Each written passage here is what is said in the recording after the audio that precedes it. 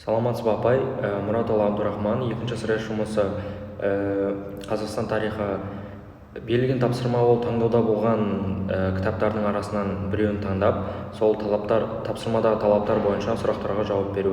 Мен таңдаған кітап ол Ілияс Есенберлиннің «Скифтер сағымы» романы. Жалпы осы роман туралы айта кетсем, «Скифтер сағымы» Ілияс Есенберлиннің осы біздің заманымызға дейінгі бірінші мыңжылдықтағы осы біздің арғы аталарымыз, яғни сақ тайпасының өмірі, соғыстары, сол кезеңдердегі жалпы тайпалардың өмірі, салт дәстүрлері толық айтсақ, яғни дүниетанымы туралы, сақ тайпаларының дүниетанымы туралы суреттеледі. Мен осы кітапты таңдауымның себебі бұл өте тарихи маңызы жоғары кітап. Осы әсіресе жастар үшін маңызы өте көп болғандықтан осы кітапты таңдадым. Осы шығарма тарихи дерек пен көркем қиялды осы бірге суреттеп және ұлттың рухани негізін көрсеткен тарихи көркем шығарма. Осы шығарма арқылы біз сол дәуірдегі адамдардың дүниетанымын, көзқарасын, жалпы сол дәуірдегі көзқарасты сезіне алдық деп айтсам болады.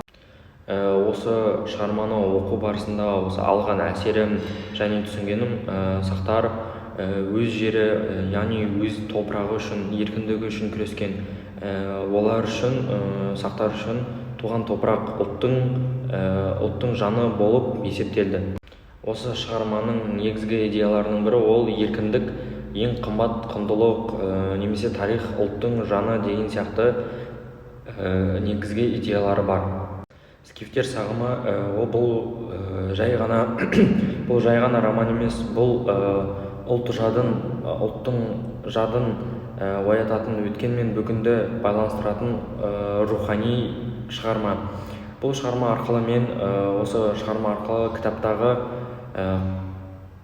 кітапта жазылған тек сөздер емес, мысалы дерек емес, тірі шындық, яғни тарихта болған шындық ретінде қабылдап, осыны түсініп оқыған болатынмын. Осы шығарманың авторы Ілияс Есенберлин шығармада сақ халқының тұрмысын, соғысы және билеушілері туралы дүниетанымы арқылы осы өткен дәуірдің рухын бізге көрсете алды. Негізгі назар ол осы халықтың еркіндік жолындағы күресі, олардың өзінің туған жеріне деген махаббаты. Осы скифтердің құрбандық рәсімдері, яғни әртүрлі жағдайларға арналған өздерінің құрбандық рәсімдері болған болатын. Олардың осы наным сенімдері, құрбандық шалу сияқты наным сенімдері өте көп болды. Және өзімнің қосымша ойым ол сақтар осы табиғатты жай ғана адамдар тұратын орта деп емес, өздерінің серігі деп санап, соған сенген болатын. Және олар үшін осы жер ана, ал аспан қорғаушы ретінде саналып, сол наным сенім бойынша олар өмір сүрді. Және осы себеппен жерді қорғаған болатын. Жалпы осы кітап, осы сақтардың өмірі туралы кітап маған осы тарихқа басқа көзбен қарауды үйретті. Осы сақтар туралы бұрын мысалға тек қана олардың билеушілерін, олардың батырларымен болған оқиғаларды ғана білсек, қазір олардың сол кезеңдегі әлемді түсінгендей сондай әсер қалдырған болатын. Осы кітапты оқып болған соң және оқу барысында менің жалпы осы өзімнің ұлтыма деген, сақтарға деген мақтаныш сезімім артты деп толықтай айта аламын. Және осы кітаптан соң мен тарихты, яғни айтқанда өткенді құрметтеу, ол болашақты бағалау деп сол нәрсені ұқтым. Осы кітапты басқа адамдарға, мысалы достарыма ұсынуыма белгілі бір себептердің бірі ол осы кітап адамда өте қатты ойландырады және басқа кітаптарға қарағанда өзгеше сезім әсер беретініне сенімдімін. Маған да солай болған болатын. Және осы кітаптан соң тарихқа деген, осы біздің бұрынғы ата-бабаларымызға деген құрмет сезімін оятып, осы тарихқа деген әсерді, көзқарасты өзгертеді. Және мен бұл кітапты осы ұлттық рухани күші сезімі аз адамдарға да ұсынар едім. Себебі бұл кітап осы ұлттық рухани сезімді қатты күшейтіп, ұлтқа деген рухани әсер қалдырады. Және тарихқа деген танымын, осы көзқарасын, көкжиегін өзгертеді. Және айта кететін болсам, бұл жай ғана тарихи роман емес, бұл осы ұлт жадын, рухын оятатын шығарма деп өзім айтар едім. Автор шығарма кейіпкерлері арқылы шындық пен қиялды бірге суреттей отырып, осы оқып жатқан адамдарды сол заманға, яғни апарғандай әсер қалдырды деп айтсақ болады. Автор тек оқиғаны емес, сол дәуір адамдарының сол кезеңдердегі, яғни соғыс, сол кездегі адамдардың ішін күйін, ойлауларын суреттеп бізге жеткізе алды. Осы шығармадан түсінгенім, осы шығармада енді сақ тайпалары туралы айтылған болғандықтан, сақтар олар көбінесе мал шаруашылығымен, аңшылықпен айналысты. Қазіргі осы қазақ жерін, яғни батыс жерлерді, қазіргі Қазақстанның батыс Қазақстан жерлерін мекендеген біздің осы арғы көне тайпа болып есептеледі. Олар осы скифтер, яғни сақтар көшпелі өмір салтын ұстанып, көшпелі халық болып есептелген. Және осы шығарманың негізгі идеясы бойынша олар еркіндікті бірінші орынға қойды. Шығармада көбінесе айтылған осы негізгі тарихи сарындар, олар жер үшін күрес, осы сақтардың жалпы тайпалар арасындағы қақтығыстар, сыртқы жаулардан елді қорғау, жерді қорғау сияқты осы билік пен жауынгершілік мәселелерін өте көп айтылады. Жалпы автор сақтардың тағдыры, солардың дүние танымы арқылы бүкіл осы көшпелі мәдениеттің тарихын бейнелеп осы шығармада көрсетеді. Бұл тек соғыс туралы емес, бұл халықтың аман қалу тарихы, бізге осы жерді қалай қорғағанын жеткізгісі келгені. Осы сақтардың салт дәстүрлері мен дүние танымы туралы айта кетсек, мысалы, олар өздерінің жауынгерлеріне, өздерінің батырларына құрметпен қарады, және өздерінің жауынгерлерінің батырларын құрметпен қарап, шығарып салып және қарсы алып отырды. Және олардың бір ерекшеліктері, сақтар табиғатқа өте жақсы қарап, өздерінің жерлерін қорғап, мысалы, олар табиғатқа табынған болатын. Табиғатқа және ата-баба рухына сыйынып табынды. Сақтар аттарға, жылқыларға жақсы қарап, жылқыларды өздерінің бір бөлшегі ретінде санаған болатын. Және толықтыра айта кетсем, осы шығарма бұл ұлт жадын оятып, ұлттың рухани сезімін оятып, осы бұрынғы тарихпен, яғни өткен мен бүгінді байланыстыратын көпір деп айтсам да болады.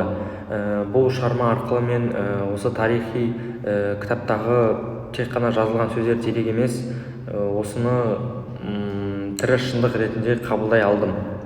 Және осы шығарманың авторы Ілияс Есенберлиннің өзі туралы айтқым келіп отыр. Ілияс Есенберлиннің осы скифтер сағымы романынан басқа көптеген тарихи және әдеби жанрдағы шығармалары көп. Оның айта кетсек, көшпенділер трагедиясы, ол 3 томнан тұратын өте аумақты қамтитын кітап. Ол көшпенділер кітабы осы скифтер сағымы романынан да асып түседі деп тіпті ойлаймын. Себебі ол қазақ, осы жалпы Қазақстан тарихы, осы қазақтың басынан өткерген оқиғалар туралы айтылған. Жалпы осы қазақ әдебиетінде, қазақ шығармаларында, осы романдарда тарихи роман жанры ол басқа жанрға қарағанда аз кездеседі. Және осы таңдаған скифтер сағымы романын таңдаған себептерінің бірі осы болатын. Тарихи роман кітапты көбінесе тарихи роман кітапты адамдарға осы ұсынып, соларға ұсыну болатын. Осы шығарманың атауы, яғни скифтер сағымы туралы сағым деген сөзге мән берсек, ол сағым символының философиялық маңызы өте үлкен. Бұл жерде тек бір ғана сөз, бірақ өте үлкен тақырыпты алып жатыр. Скифтер сағымы, жалпы скифтер ол сақтардың екінші атауы. Осы сақтардың бізге осы скифтер мен қазақ халқының тарихи сабақтастығы. Менің ойымша, бұл осы тақырыптағы сағым сөзі арқылы автор осы тарихтың ұмытылып бара жатқанын, бірақ оның осы ұлттың жадында, тарихында мәңгі сақталатынын менің ойымша меңзеген болатын осы сағым сөзі арқылы.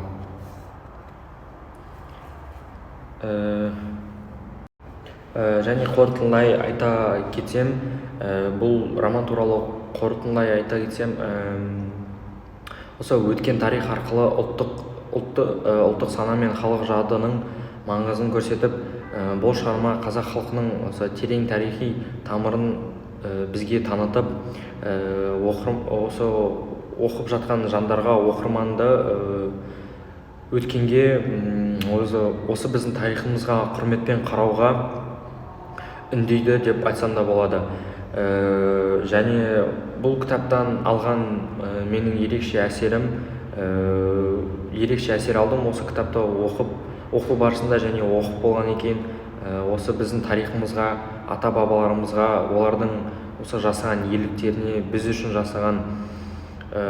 жасаған ерліктеріне мен мақтанышпен қарап, және ұлттық рухани осы сезімім ашылып, ұлттық рухани әсер алдым деп айтсам да болады. Осы кітапты адамдарға ұсынудың өте көп өзіндік себептері болды. Ол себептер туралы тағы да айта кетсем, осы ұлттық рухани сезімді оятады, осы тарихқа деген көзқарасты өзгертіп, сол туған жерге құрметпен қарауды үйрететін бірден бір шығарма. Шығармада айтылатын негізгі мәселелер ол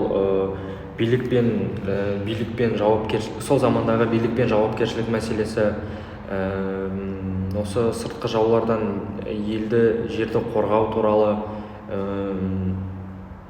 сол замандағы тайпалар арасындағы қақтығыстар, сол ең маңызды негізгі қозғалатын ол жер үшін күрес. Романда кең суреттелген ол сақтардың салт-дәстүрлері мен олардың наным сенімдері, олардың жауынгерлік рухы өте қатты суреттелген, және сақтардың табиғатпен үйлесімді өмірі. Және осындай идеяға да, кітапта осындай идеялар да кездеседі. Ол осы адам мен табиғат арасындағы үйлесім.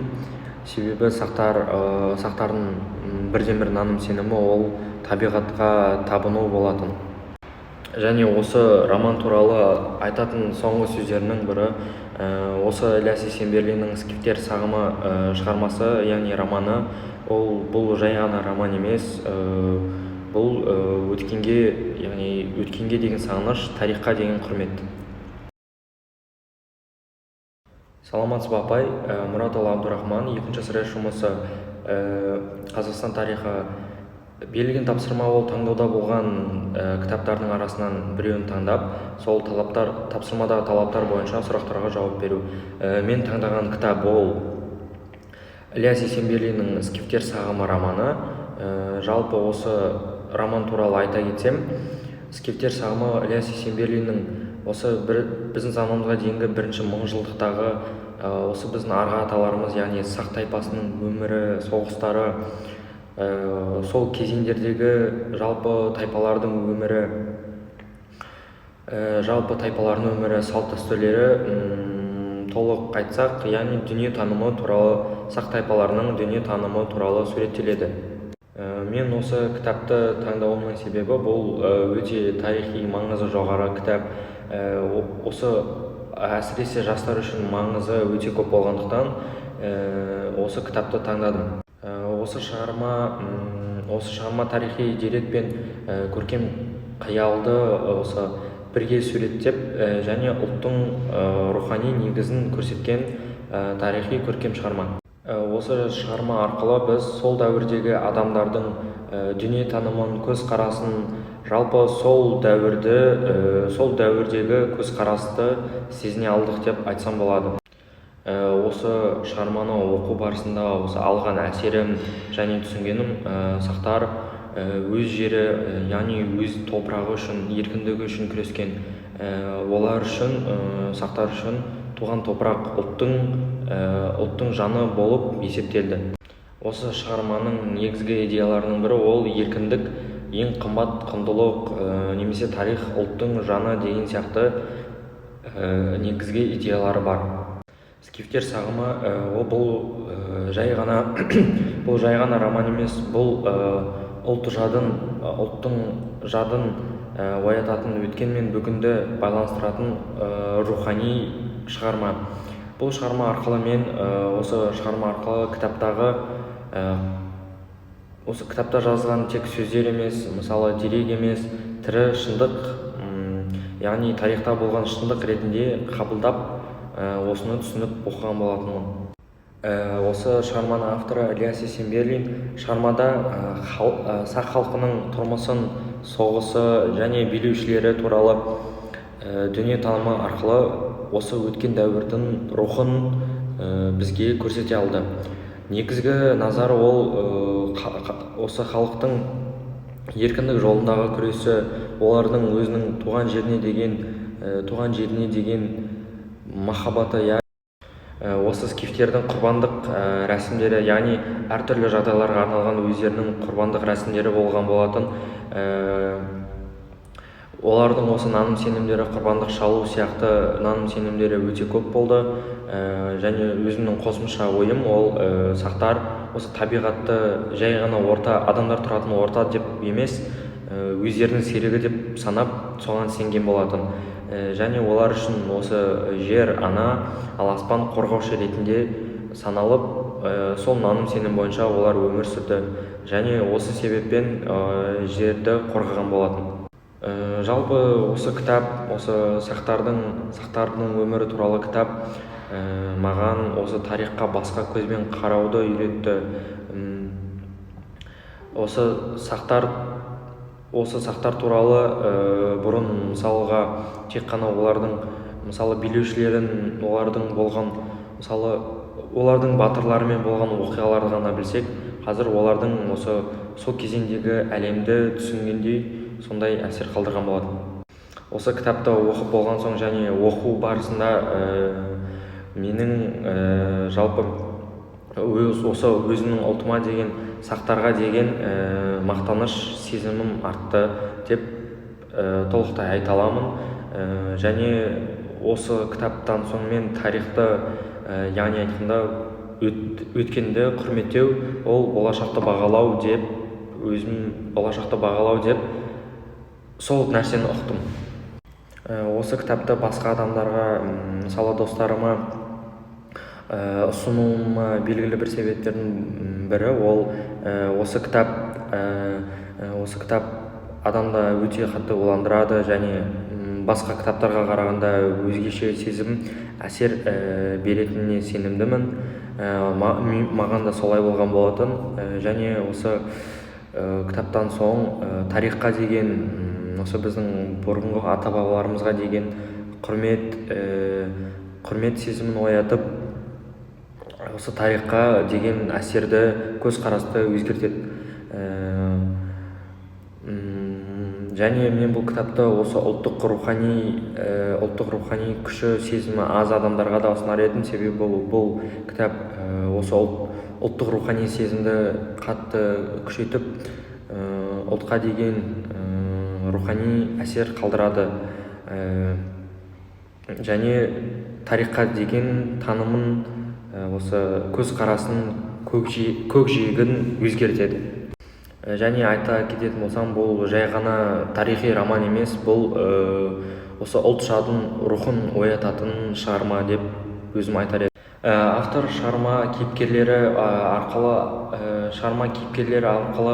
шындық пен қиялды бірге суреттей отырып, осы оқып жатқан адамдарды сол заманға, яғни апарғандай әсер қалдырды деп айтсақ болады. Автор тек оқиғаны емес, сол дәуір адамдарының сол кезеңдердегі, яғни соғыс, сол кездегі адамдардың ішін күйін, ойлауларын суреттеп бізге жеткізе алды. Осы шығармадан түсінгенім, осы шығармада енді сақ тайпалары туралы айтылған болғандықтан, сақтар олар көбінесе мал шаруашылығымен, аңшылықпен айналысты. Қазіргі осы қазақ жерін, яғни батыс жерлерді, қазіргі Қазақстанның батыс Қазақстан жерлерін мекендеген біздің осы арғы көне тайпа болып есептеледі. Олар осы скифтер, яғни сақтар көшпелі өмір салтын ұстанып, көшпелі халық болып есептелген. Және осы шығарманың негізгі идеясы бойынша олар еркіндікті бірінші орынға қойды. Шығармада көбінесе айтылған осы негізгі тарихи сарындар, олар жер үшін күрес, осы сақтардың жалпы тайпалар арасындағы қақтығыстар, сыртқы жаулардан елді қорғау, жерді қорғау сияқты осы билік пен жауынгершілік мәселелерін өте көп айтылады. Жалпы автор сақтардың тағдыры, солардың дүние танымы арқылы бүкіл осы көшпелі мәдениеттің тарихын бейнелеп осы шығармада көрсетеді. Бұл тек соғыс туралы емес, бұл халықтың аман қалу тарихы, бізге осы жерді қалай қорғағанын жеткізгісі келгені. Осы сақтардың салт дәстүрлері мен дүние танымы туралы айта кетсек, мысалы, олар өздерінің жауынгерлеріне, өздерінің батырларына құрметпен қарады, және өздерінің жауынгерлерінің батырларын құрметпен қарап, шығарып салып және қарсы алып отырды. Және олардың бір ерекшеліктері, сақтар табиғатқа өте жақсы қарап, өздерінің жерлерін қорғап, мысалы, олар табиғатқа табынған болатын. Табиғатқа және ата-баба рухына сыйынып табынды. Сақтар аттарға, жылқыларға жақсы қарап, жылқыларды өздерінің бір бөлшегі ретінде санаған болатын. Және толықтыра айта кетсем, осы шығарма бұл ұлт жадын оятып, ұлттың рухани сезімін оятып, осы бұрынғы тарихпен, яғни өткен мен бүгінді байланыстыратын көпір деп айтсам да болады. Бұл шығарма арқылы мен осы тарихи кітаптағы тек қана жазылған сөздер дерек емес, осыны тірі шындық ретінде қабылдай алдым. Және осы шығарманың авторы Ілияс Есенберлиннің өзі туралы айтқым келіп отыр. Ілияс Есенберлиннің осы скифтер сағымы романынан басқа көптеген тарихи және әдеби жанрдағы шығармалары көп. Оның айта кетсек, көшпенділер трагедиясы. Ол 3 томнан тұратын өте аумақты қамтитын кітап. Ол көшпенділер кітабы осы скифтер сағымы романынан да асып түседі деп тіпті ойлаймын. Себебі ол қазақ, осы жалпы Қазақстан тарихы, осы қазақтың басынан өткерген оқиғалар туралы айтылған. Жалпы осы қазақ әдебиетінде, қазақ шығармаларында, осы романдарда тарихи роман жанры ол басқа жанрға қарағанда аз кездеседі.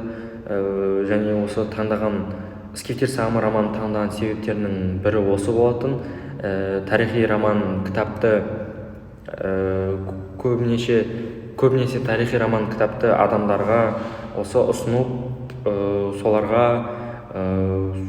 соларға ұсыну болатын.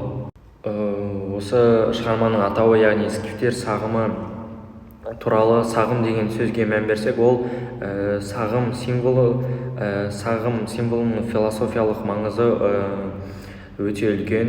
Бұл жерде тек бір ғана сөз, бірақ өте үлкен тақырыпты алып жатыр. Скифтер сағымы, жалпы скифтер ол сақтардың екінші атауы. Осы сақтардың бізге осы скифтер мен қазақ халқының тарихи сабақтастығы. Менің ойымша, бұл осы тақырыптағы сағым сөзі арқылы автор осы тарихтың ұмытылып бара жатқанын, бірақ оның осы ұлттың жадында, тарихында мәңгі сақталатынын менің ойымша меңзеген болатын осы сағым сөзі арқылы.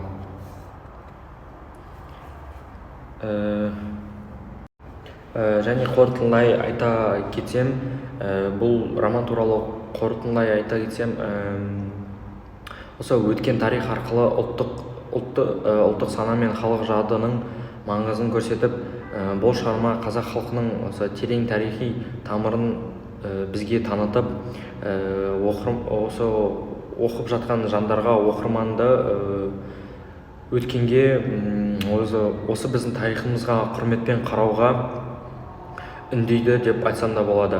Және бұл кітаптан алған менің ерекше әсер алдым. Осы кітапты оқу барысында және оқып болғаннан кейін, осы біздің тарихымызға, ата-бабаларымызға, олардың осы жасаған ерліктеріне, біз үшін жасаған ерліктеріне мен мақтанышпен қарап, және ұлттық рухани осы сезімім ашылып, ұлттық рухани әсер алдым деп айтсам да болады. Осы кітапты адамдарға ұсынудың өте көп өзіндік себептері болды. Ол себептер туралы тағы да айта кетсем, осы ұлттық рухани сезімді оятады, осы тарихқа деген көзқарасты өзгертіп, сол туған жерге құрметпен қарауды үйрететін бірден бір шығарма. Шығармада айтылатын негізгі мәселелер ол билік пен жауапкершілік, сол замандағы билік пен жауапкершілік мәселесі, осы сыртқы жаулардан жерді қорғау туралы, сол замандағы тайпалар арасындағы қақтығыстар, сол ең маңызды негізгі қозғалатын ол жер үшін күрес. Романда кең суреттелген ол сақтардың салт-дәстүрлері мен олардың наным сенімдері, олардың жауынгерлік рухы өте қатты суреттелген, және сақтардың табиғатпен үйлесімді өмірі. Және осындай идеяға да, кітапта осындай идеялар да кездеседі. Ол осы адам мен табиғат арасындағы үйлесім. Себебі сақтардың бірден бір наным сенімі ол табиғатқа табыну болатын. Және осы роман туралы айтатын соңғы сөздерінің бірі, Осы ілияс есенберлиннің скифтер сағымы шығармасы, яғни романы, бұл жай ғана роман емес, бұл өткенге, яғни өткенге деген сағыныш, тарихқа деген құрмет.